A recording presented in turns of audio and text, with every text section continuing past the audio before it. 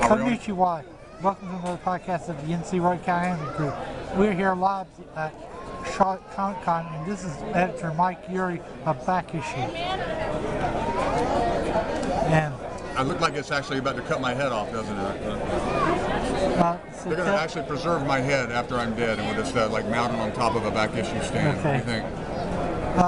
Do you want to tell us something about this particular issue? I'll be happy to. This is the latest issue, although it's not latest for long. The new issue will be out about 4 weeks from now, but this is issue 77, and it is themed When Comics Were Fun, and the cover is by Fred Hembeck, who is known for being one of the uber fans of comics, but also a great cartoonist, and he also is known for his knobby knees that he draws. So you can see the knobby knees on the cover there.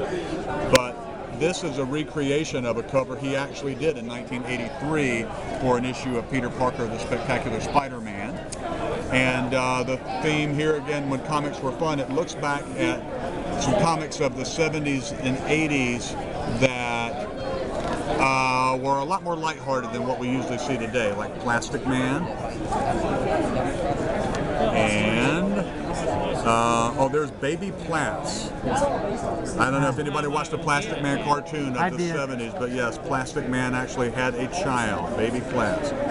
There's a story about goofy Superman stories, including when Superman pigged out on McDonald's hamburgers. I have met Julie Schwartz. Julie Schwartz? Yeah, he was the editor of virtually all of these stories. Here's Superman being ridden like a bucking bronco, by Threatman. Yep. This is the Super Cigars of Perry White, where Perry White smokes a cigar that gives him superpowers. Now, somebody might have been smoking something else when they came up with that story, but it wasn't superpowers they got. Here's a fire-breathing Superman. Yeah, you don't see this stuff anymore. We're celebrating it. Here's Superman fighting Captain Strong, who was sort of a DC Universe version of Popeye. And this is a weird story from about 1978, where they decided to try to explain why nobody recognized Superman when he put on glasses as Clark Kent. And it turns out that the glasses emitted some sort of strange hypnosis. So this is what Clark Kent was, this is what people thought he looked like. And of course, this is what we, the reader, saw in the comics. And they kind of got rid of that story. They tossed it out because it was silly. Well, some ways they tried to make that story interesting with Christopher Reeves. Well, Christopher Reeve actually just, when he did Superman in the movies and Clark Kent, he changed his whole body, posture. I mean, whereas Superman was erect and standing tall, as he put on the glasses, he was starting to slouch, and really did act the meek part, and really, I mean, yeah, if you had a picture of Superman and Clark Kent with Christopher Reeve side by side, it's obvious it's the same guy, but he sort of averted suspicion by really kind of becoming somebody different. But yeah, this issue has a lot of fun in here. Marvel Fun and Games magazine, which was published in the 70s by Marvel, and it had all kinds of puzzles and stuff that kids could do. And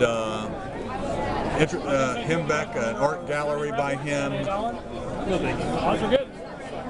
Normal Man, yeah, that was a fun character that Jim Valentino did. Normal Man was rocketed from a dying planet, but it ended up not dying, so the mother got mad at the scientist's father and ended up shooting him.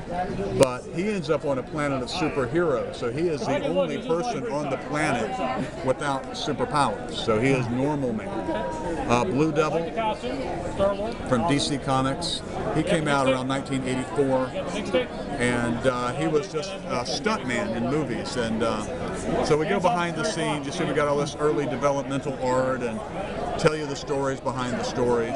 And that's what Back Issue does every issue. There's also an article in this one on Star Comics, which for a lot of people who are, say, in their 30s today reading comics, when they were children in the 80s, this was the first comics that they read.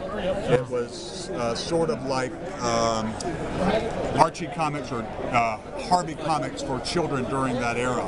You had characters like Oh, this is a cool character. This is Spider-Man as a pig. Peter Porker, the spectacular Spider-Ham. But Planet Terry was a kid who traveled the cosmos. Royal Roy was admittedly a Richie Rich ripoff.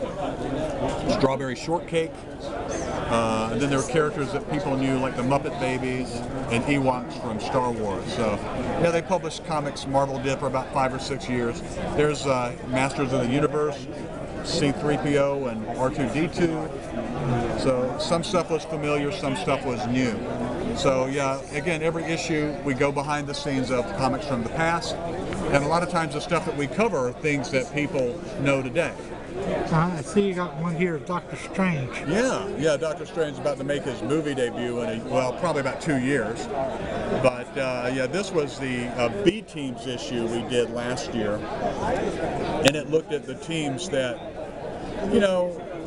generally if there's a world crisis, you call the Avengers or the Justice League, but these are the guys who are like the next level down. So the Defenders, the Doom Patrol, Champions. We did an article on the Guardians of the Galaxy, and back then, this was July 2013, we knew there would be a Guardians of the Galaxy movie a year later.